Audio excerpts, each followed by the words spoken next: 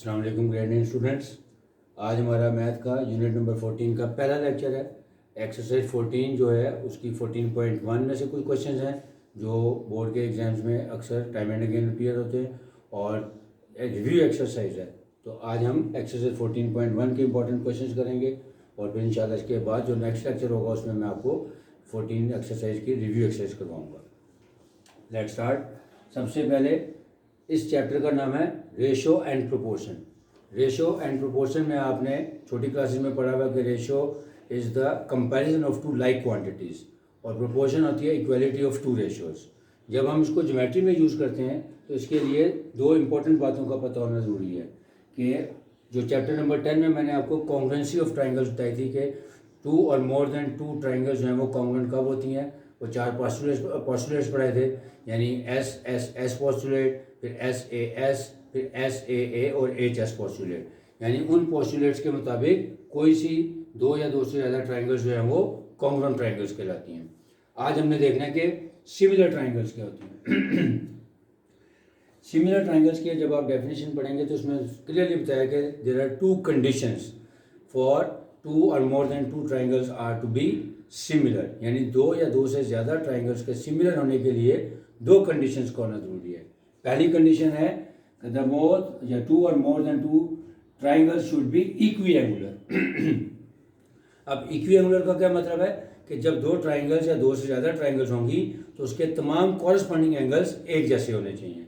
और second condition है the corresponding sides are proportional, जो कॉरस्पॉन्डिंग साइड्स हैं वो प्रोपोर्शनल होनी चाहिए। अब इन दोनों बातों को समझाने के लिए मैंने यहाँ पे लिखा हुआ है कि सिमिलर ट्राइंगल्स हैं, इसकी दो कंडीशंस हैं। पहली कंडीशन क्या है कि इक्विएंगुलर होना चाहिए और दूसरी कंडीशन क्या है कि कॉरस्पॉन्डिंग साइड्स आर प्रोपोर्शनल। अब इसका मतलब क्या है, ये देखें यहाँ मैंने दो ट्राइंगल्स बनाई हैं, ट्राइंगल ए बी सी और triangle D E F. These are two similar triangles because both the conditions are being met here. पहली जो ट्राइंगल ए बी सी है उसमें एंगल ए, एंगल बी और एंगल सी है, जबकि जो दूसरी ट्राइंगल है डी और ई और एफ उसमें भी तीन एंगल मौजूद हैं। अब एज्यूम क्या किया है कि एज्यूम हम ये करें कि angle A is congruent to angle D, angle B is congruent to angle E and angle C is congruent to angle F. The size of the two triangles doesn't matter in this case, के size में भी different, यानी दो या दो से ज़्यादा triangles अगर वो सिमिलर हैं तो उनका साइज कुछ भी हो लेकिन एंगल सेम होने चाहिए और कॉरस्पॉन्डिंग साइड्स जो हैं वो प्रोपोर्शनल होंगे। इसका क्या मतलब है, अगर मैं ट्राइंगल ए बी सी में से ए और बी वाली साइड लेता हूँ तो इसकी कॉरस्पॉन्डिंग साइड जो है वो हो जाएगी जैसे डी और ई, यानी ए बी की रेशो लूँगा और डी ई की रेशो लूँगा। इसी तरह अगर मैं इधर से ए सी लेता हूँ तो इधर से डी एफ लूँगा, सिमिलरली यहाँ से बी सी लेता हूँ तो यहाँ से ई एफ लूँगा। और जब उसको हम प्रोपोर्शनैलिटी में कन्वर्ट करेंगे तो हमारा ये रूल बन जाएगा।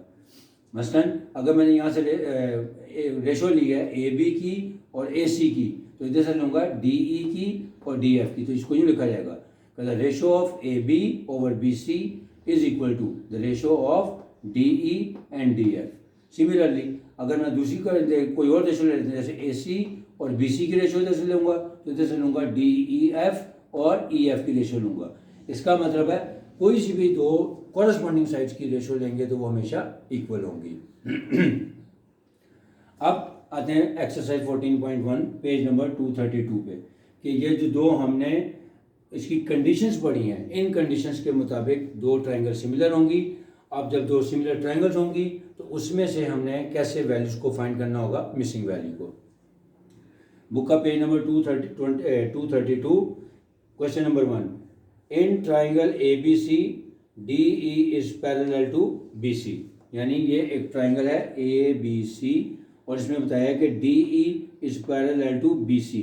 अब ये दो सिमिलर ट्राइंगल्स हैं। कौन सी दो सिमिलर ट्राइंगल्स हैं, एक है ए बी सी यानी जो बड़ी वाली बन रही है, उसमें एक छोटी ट्राइंगल बन रही है ए डी और ई। ये दो सिमिलर ट्राइंगल्स हैं क्योंकि अभी मैंने आपको बताया कि साइज डजंट मैटर, कि जब भी दो या दो से ज़्यादा सिमिलर ट्राइंगल्स होंगी द साइज में भी डिफरेंट, यानी वो छोटी और बड़ी हो सकती हैं लेकिन अगर उनके एंगल्स एक जैसे हैं और कॉरस्पॉन्डिंग साइड्स जो हैं वो प्रोपोर्शनल हैं तो वो दोनों सिमिलर ट्राइंगल्स होंगी।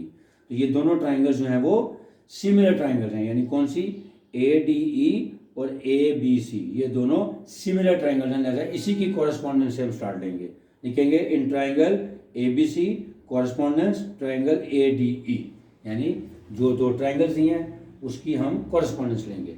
अब दूसरा इंपॉर्टेंट पॉइंट जो है इसमें क्या है कि ये वाले क्वेश्चन जब भी आपने करने हैं तो जो गिवन डाटा है उसको आपने इस ट्राइंगल में उसकी जो रेलिवेंट प्लेस है वहाँ पे लिख देना है। मिसाल के तौर पे जो पार्ट 1 है कहता है if AD is equal to 1.5 centimetre, BD is equal to 3 centimetre, AE is equal to 1.3 centimetre, then find the value of CE।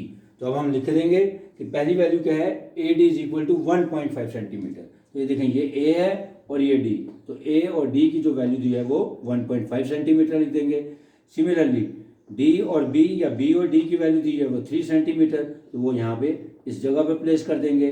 फिर A और E की वैल्यू गिवन है 1.3 सेंटीमीटर, लिहाजा वो इसकी जगह प्लेस कर देंगे। अब टू फाइंड में क्या है, जो फाइंड करना है वो हमने फाइंड करना है EC या CE की वैल्यू फाइंड करनी, यानी जो वैल्यू हमने फाइंड करनी है वहाँ उसकी जगह पे X प्लेस कर देंगे। दोबारा बता देता हूँ कि जब भी आपने दो सिमिलर ट्राइंगल्स को सॉल्व करना हो तो उसका आसान तरीका क्या है कि जो गिवन वैल्यूज़ हैं उनको कंसर्न प्लेस पे लिख दें, ताकि आपको पता लग जाएगा कि रेशो कौन सी गिवन है और कौन सी फाइंड करनी है। यानी AD की वैल्यू थी 1.5, वो AD में प्लेस कर दी। BD की वैल्यू थी 3 सेंटीमीटर, वो B और D के दरमियान प्लेस कर दी। फिर A और E की वैल्यू थी 1.3 सेंटीमीटर, वो यहाँ प्लेस कर दी। और जो चीज़ फाइंड करनी है वो है CE या EC, वहाँ पे X लिख देंगे। अब जब वैल्यूज प्लेस हो जाएंगी, अब हमारे सामने क्वेश्चन में नज़र आ रहा है कि कौन सी चीज़ फाइंड करनी है, X फाइंड करना है, जबकि ये 3 वैल्यूज़ दी हैं। अब आपने बनानी है रेशो और प्रोपोर्शन की मदद से इसको करना है।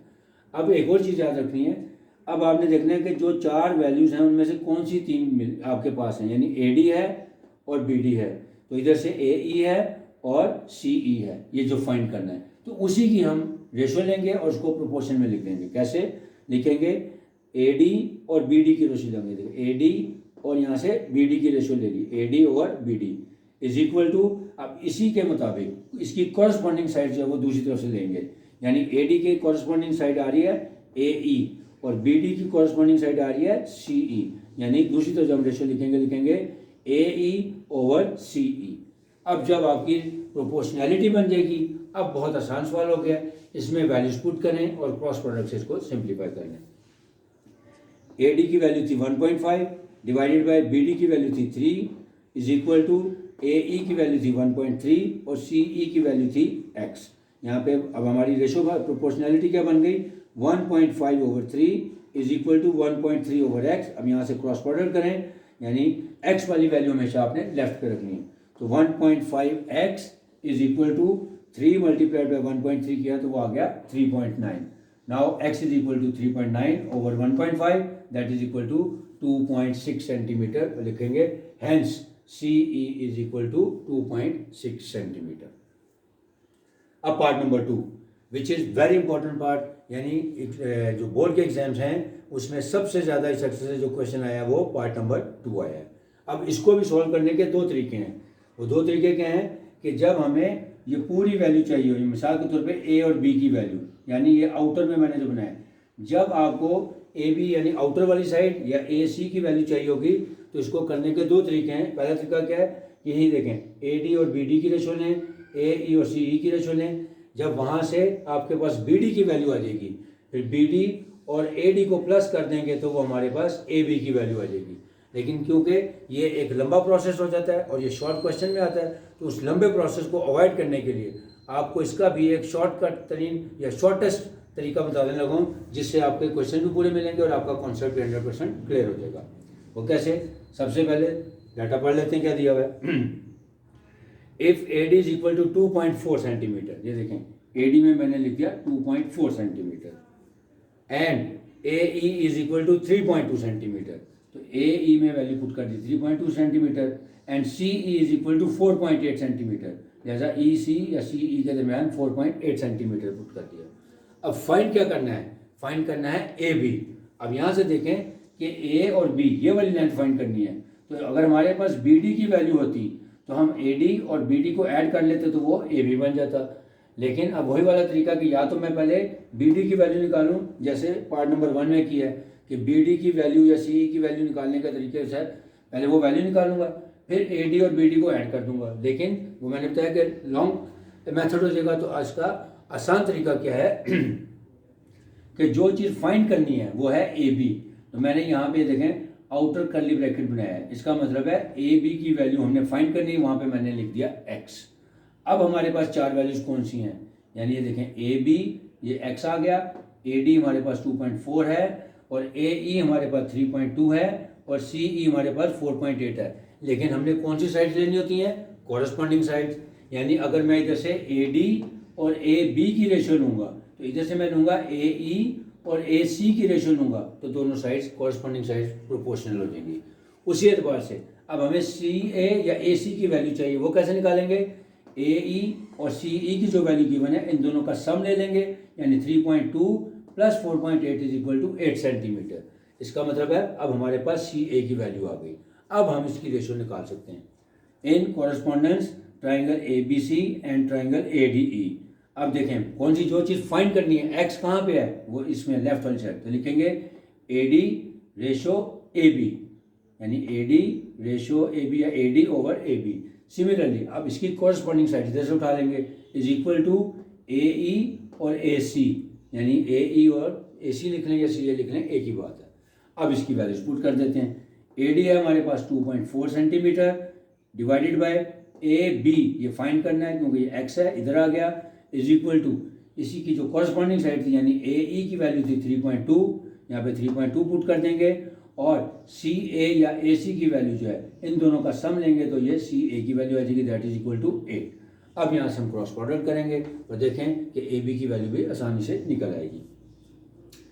तो एक्स वाली मैंने कहा लेफ्ट में लिखनी है, यानी एक्स मल्टीप्लाइड बाय 3.2 हो जाएगा 3.2x is equal to 2.4 multiplied by 8, इन दोनों का प्रोडक्ट लिया, ये आ गया 19.2।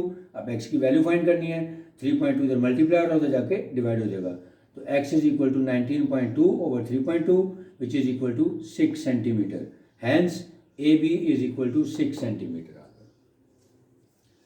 Next part number 3, if A D over B D is equal to 3 over 5। अब यहाँ पे क्वेश्चन में बता दिया है कि ए डी और B D is equal to 3 over 5। इसका मतलब है उसने हमें ए डी की अलहदा और बी डी की अलहदा वैल्यू नहीं बताई, लेकिन उनकी रेशो दे दी है।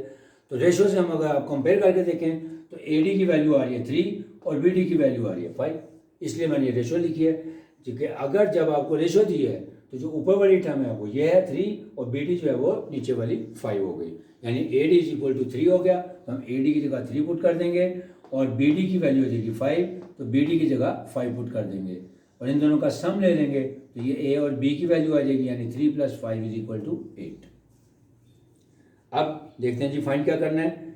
If A C is equal to 4.8 centimetre, यानी ए सी की वैल्यू दी हुई है, तो ए सी के लिए जाए बाहर वाली साइड है तो आउटर साइड के लिए देखा, अगेन मैंने कर्ली ब्रैकेट बनाया, यानी ए और सी की वैल्यू जो है वो यहाँ से लेके यहाँ तक आ रही है, वो 4.8 सेंटीमीटर दी हुई है। अब फाइंड क्या करना है, टू फाइंड में है फाइंड द वैल्यू ऑफ ए ई, जो चीज़ फाइंड करनी है वहाँ पे एक्स लिख देते हैं, यानी ए और ई की जो वैल्यू फाइंड करनी है वहाँ पे हमने एक्स लिख दिया। अब डायग्राम हमारा बन गया, अब हम देखेंगे हमारे पास कौन सी वैल्यू, जो एक्स वाली साइड से आपने देखना है कि हमारे पास कौन सी रेशो की बना है, यानी हम रेशो बनाएंगे ए ई और सी ए की रेशो बनाएंगे। सिमिलरली इसकी कॉरस्पॉन्डिंग साइड्स क्या हो जाएंगी, ए डी और ए बी की रेशो बनाएंगे, यानी आपने रेशो लिखने से पहले देख लेने का आपको कौन सी दो कॉरस्पॉन्डिंग साइड्स चाहिए। जहाँ पे x होगा आपने सबसे पहले वो देखना है कि x हमें कहाँ से मिलेगा, उसकी रेशो देखनी है, उसको देखते हुए दूसरी साइड से कॉरस्पॉन्डिंग साइड्स की रेशो ले लेंगे। तो अब यहाँ पे पता लग गया, पहले मैं राइट साइड पे लिख देता हूँ, रेशो में कौन सी चाहिए, ए ई और सी ए की रेशो, यानी ए ई ओवर सी ए। इसी तरह इसकी कॉरस्पॉन्डिंग साइड्स क्या हो जाएंगी, ए ई की कॉरस्पॉन्डिंग साइड है ए डी और सी ए की कॉरस्पॉन्डिंग साइड है ए बी, यहाँ पे लिखेंगे A D over A B. अब हमारी प्रोपोर्शनैलिटी कंप्लीट हो गई है, अब इसमें वैल्यूज प्लेस करेंगे और क्रॉस प्रोडक्ट से इसकी वैल्यू निकाल लेते हैं। तो A D over B A B की वैल्यू क्या है, ए डी है हमारा 3 और ए बी हमारा क्या है 3 + 5 यानी 8, 3 ओवर 8 इज इक्वल टू, अब इधर से ए ई की वैल्यू क्या है x और सी ए या ए सी की वैल्यू क्या है 4.8, यहाँ से क्रॉस प्रोडक्ट करेंगे 8 times x is equal to 8x is equal to 3 multiplied by 4.8, तो ये आ गया 14.4। अब x की वैल्यू निकाल लेते हैं कि x is equal to 14.4 divided by 8 यानी 1.8 centimetre, hence AE is equal to 1.8 centimetre. Revise कर लेते हैं कि सिमिलर ट्राइंगल्स क्या होती हैं। Similar triangles are those triangles which are equiangular and their corresponding sides are proportional. Equiangular का क्या मतलब होगा कि दोनों ट्राइंगल्स या दो से ज़्यादा ट्राइंगल्स जो हैं वो उनके कॉरस्पॉन्डिंग एंगल्स एक जैसे होने चाहिए। द साइज में भी डिफरेंट, यानी कोई ट्राइंगल छोटी हो सकती है और दूसरी बड़ी भी हो सकती है, लेकिन अगर उनके एंगल सेम हैं वो यानी वो इक्विएंगुलर हैं तो वो सिमिलर कहलाएंगी। और दूसरी कंडीशन क्या होगी कि कॉरस्पॉन्डिंग साइड्स आर प्रोपोर्शनल, कि जो साइड जो रेशो मैं ट्राइंगल ए से लूँगा वही उसी की कॉरस्पॉन्डिंग साइड जो है वो उसकी रेशो सेकंड ट्राइंगल से लूँगा और उनको इक्वल पुट कर दूंगा। जैसे ए बी और बी सी की रेशो ली है तो जैसे डी ई और ई एफ की रेशो लेंगे और उसको इक्वल पुट कर देंगे। सिमिलरली ए सी और बी सी की रेशो ली है तो इधर से लेंगे डी एफ और ई एफ की रेशो लेंगे, या कोई और भी आप रेशो ले सकते हैं। अब एक्सरसाइज 14.1 के जो क्वेश्चंस हैं उनको सॉल्व करने का भी तरीका बता रहा हूँ कि एक ही ट्राइंगल दी हुई है जिसमें दो सिमिलर ट्राइंगल्स बनी हुई हैं, यानी ट्राइंगल ए बी सी और ए डी ई, यानी ये ट्राइंगल है ए बी सी बड़ी वाली और छोटी वाली ए डी और ई, ये दो सिमिलर ट्राइंगल्स हैं क्योंकि साइज डजंट मैटर। ये देखिए एक छोटी है और एक बड़ी है, लेकिन दे आर इक्विएंगुलर। और दूसरी एक और बात भी है कि ये देखें D E is parallel to B C, जब भी लिखा होगा किसी एक ट्राइंगल में अगर ये चीज़ लिखी होगी तो उसका मतलब है ये दोनों सिमिलर ट्राइंगल्स होती हैं। तो उसको सॉल्व करने का क्या तरीका बता रहा हूँ कि जो आपको गिवन मेजरमेंट्स होंगी उन गिवन मेजरमेंट्स को इसके ग्राफ में या इसकी जो फिगर है उसमें प्लेस करेंगे, यानी रेलिवेंट जगह पे वैल्यूज़ को प्लेस करेंगे। फिर जब हमारे पास वैल्यूज़ प्लेस हो जाएंगी फिर हम देखेंगे कि कौन सी चीज़ फाइंड करनी है। एक्स कहाँ पे आ रहा है, जहाँ पे एक्स आ रहा है वहाँ से एक रेशो बनाएंगे, जैसे इसमें आ रहा है ए ई और सी ई की रेशो आ रही है तो लिखेंगे कॉरस्पॉन्डेंस लेंगे दोनों ट्राइंगल्स की, तो ए ई ओवर सी ई लिख देंगे। अब इसी के मुताबिक यहाँ से लेफ्ट वाली कॉरस्पॉन्डिंग साइड की रेशो ले लेंगे, वो बनेगी ए डी और बी डी की। फिर लिखेंगे A D over B D is equal to A E over C E, फिर इनकी वैल्यूज प्लेस करेंगे और उसके बाद क्रॉस प्रोडक्ट करने के बाद एक्स की वैल्यू आ जाएगी। जो एक्स की वैल्यू होगी वो आपकी क्या होगी, जहाँ पे आपने लिखा है hence C E is equal to 2.6 centimetre. जो पार्ट नंबर 2 है जो मैंने कहा जी बहुत इंपॉर्टेंट पार्ट है, उसमें क्या है कि हमें इनर वैल्यू नहीं बल्कि आउटर वैल्यू फाइंड करनी है। ए बी की या सी ए की भी हो सकती है। जब हमने आउटर वैल्यू फाइंड करनी है तो उसके दो तरीके हैं। एक लंबा तरीका वो क्या है कि पहले मैं ए डी और बी डी की रेशो लूँ, इधर से ए ई और सी ई की रेशो लूँ और वहाँ से बी डी की वैल्यू निकालूँ। फिर जब बी डी की वैल्यू आ जाएगी फिर ए डी और बी डी को ऐड कर दूंगा तो वो ए बी आ जाएगा। लेकिन ये प्रोसेस थोड़ा लंबा है इसलिए आपको शॉर्टकट बताने लगा हूँ। शॉर्टकट क्या है कि जो चीज़ फाइंड करनी है ए बी उसको आपने आउटर कर्ली ब्रैकेट में शो करना है, ये हमारा एक्स हो गया। अब यहाँ से आपने देखना है कि जहाँ पे एक्स है वहाँ से पहले रेशो बनानी है। रेशो बनेगी ए डी और ए बी की रेशो, तो लिखेंगे A D over A B is equal to, अब इसकी कॉरस्पॉन्डिंग साइड देखेंगे, ए डी की कॉरस्पॉन्डिंग साइड थी ए ई और ए बी की कॉरस्पॉन्डिंग साइड थी सी ए, तो यहाँ पे दूसरी तरफ लिखेंगे ए ई ओवर सी ए। फिर इसकी वैल्यूज प्लेस करेंगे, क्रॉस प्रोडक्ट करेंगे और एक्स की वैल्यू निकाल देंगे, hence A B is equal to 6 centimetre. Similarly जो पार्ट नंबर 3 है ये थोड़ा सा इसमें और कॉन्सेप्ट क्या है, इसमें आपको रेशो गिवन है कि A D over B D is equal to 3/5। यहाँ पे ए डी बी डी या जो भी वैल्यूज थी वो लैदा से रिटर्न फॉर्म में थी, यहाँ पे रेशो दी हुई है तो इस रेशो से हम वैल्यू निकाल लेंगे कि A D is equal to 3 and B D is equal to 5। अब वो वैल्यूज पुट कर देंगे, ए डी आ गया 3, बी डी आ गया 5, फिर इन दोनों को ऐड करेंगे तो ये आ जाएगा A B is equal to 8, क्योंकि दूसरी साइड पे हमें सी ए की वैल्यू दी है यानी आउटर साइड की वैल्यू दी हुई है। तो वहाँ पे मैंने कर्ली ब्रैकेट के बाद लिख दिया ये ए और सी या सी ए की वैल्यू आ गई 4.8 और फाइंड क्या करना था ए ई, वहाँ पे एक्स लिख दिया। अब जिधर एक्स है वहाँ से पहले रेशो बनाएंगे। रेशो क्या बनेगी ए ई और सी ए की रेशो, पहले ये लिख दिया राइट साइड पे। अब इसकी कॉरस्पॉन्डिंग रेशो इधर बनाएंगे लेफ्ट साइड पे, वो बन जाएगी ए डी और ए बी की रेशो। जब रेशो बन गई वैल्यूज पुट की और उसके बाद क्रॉस प्रोडक्ट की और उसको सिंप्लीफाई किया तो लिखेंगे hence A E is equal to 1.8 centimetre.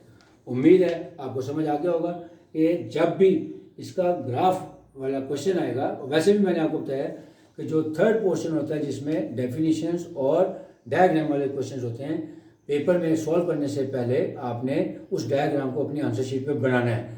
और इन सवालों को तो खास तौर पे बनाना पड़ेगा क्योंकि इनकी वैल्यूज़ प्लेस करने के बाद जब डायग्राम बन जाती है तब हमें पता लग जाता है कि कौन सी रेशो लेनी है और उसके मुताबिक रेशो बनाएं और फिर क्रॉस प्रोडक्ट की मदद से वैल्यू निकालें। तो इंतहाई आसान तरीके से सवाल आपको समझ आ जाएंगे इंशाल्लाह। अब जो नेक्स्ट एक्सरसाइज होगी उसमें 14.2 का एक आधा पार्ट करवाऊंगा जो आता है पेपरों में, या इसकी जो रिव्यू एक्सरसाइज है, क्योंकि चैप्टर नंबर 8 से ऑनवर्ड जितने भी चैप्टर्स हैं बार बार आपको बताता हूँ कि वहाँ से नॉर्मली रिव्यू एक्सरसाइज से क्वेश्चन आते हैं। तो इसकी रिव्यू एक्सरसाइज हम नेक्स्ट लेक्चर में करेंगे और ये आपका चैप्टर कंप्लीट हो जाएगा। Hope you will understand.